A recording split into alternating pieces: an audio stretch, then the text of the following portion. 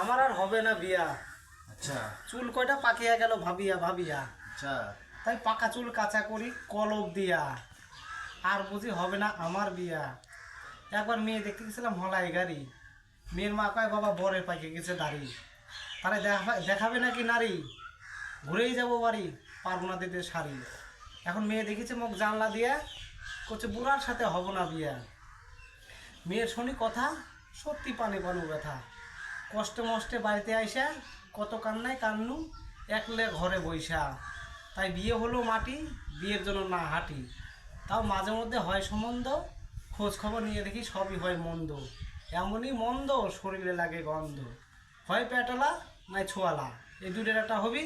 তাই পয়লাই ঘটকের সামনে কবি, কে ঘটক ভাই এসের থেকে ভালো নাই। আমি বললাম এক বাড়িতে আছে দুইটা মেয়ে, দিতে চায় বিয়ে, কোনো কেমন? কয় ছোটরা ছেলে ধরা, বড়রা ভাতা ছাড়া। হায় রে আমার কপালে ডাইসে, মানুষ আমার নিয়ে খিলখিল করে হাসে। কথা কি ক্লিয়ার না ভেজাল আছে?